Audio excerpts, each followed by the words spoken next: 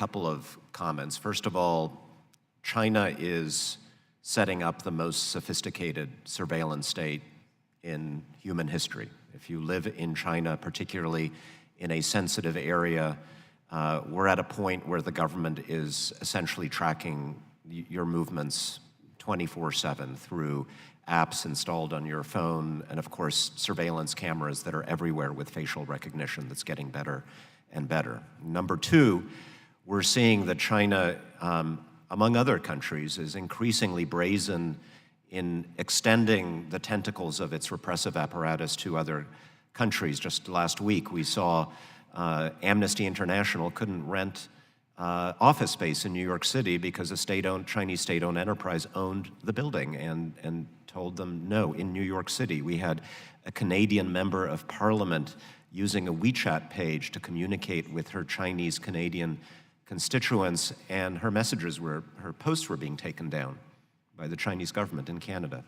More to the point, we have thousands and thousands and thousands of Chinese Americans living in the United States, many of whom have taken refuge in this country, many of whom are dissidents, they're critics of the Chinese government, and in the last couple of years, more and more reports of Chinese agents in the United States directly confronting them, threatening them, of course, threatening their family members still back home in China. So these are people, not hypothetical, these are people in the United States that are persons of great interest to the Chinese government today. General, I wanted to ask you, describe how China could use the fact that it is manufacturing train rail cars, investing in mass transit in the United States to follow these people and enable harassment of these people. I'm sure that it is the case that one of the most interesting demographics in the United States for Chinese intelligence is Chinese expats, American citizens whose families come from China, Americans who have emigrated from China and are now contributing to our economy, contributing to our society, welcome American citizens. I'm sure that that's one of their targets. And they would have an interest in tracking them increasingly in real time to the extent that they can. And of course, Wi-Fi signals, intercepting communications, and so forth.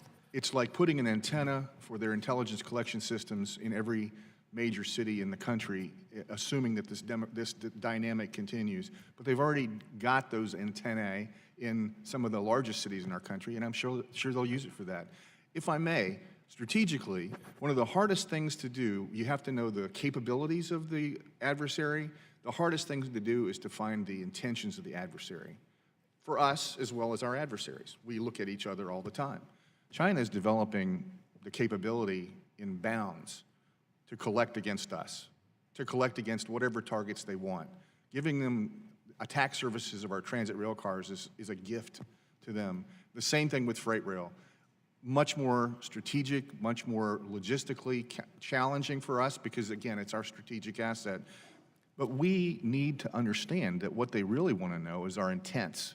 And if the more detailed, the more fidelity they have, let's say on the Chinese-American demographic, let's say on our demographic right here in this room, the more detail they have on who we are and what our intents are, the more full their intel picture of the United States is going to be. Well, they solve that problem. Yeah, that's the national security risk, and what I'm suggesting is that there's a very real personal danger to people living in the United States who are American citizens who have ties to China. And this, of course, could perhaps extend to other dictatorships. China is the head of a club of autocrats and could share this intelligence with the Egyptians, the Pakistanis, others who may have similar interests. The ultimate question for me then is, what are the safeguards, if any? Are there technical safeguards short of simply not allowing Chinese investment in these sectors that would enable us, setting aside the economic questions that you all raised, but looking strictly at the national security and privacy concerns? Are there technical safeguards that could be applied to the importation of rail cars, buses, automobiles, which we haven't mentioned, but of course could pose similar concerns?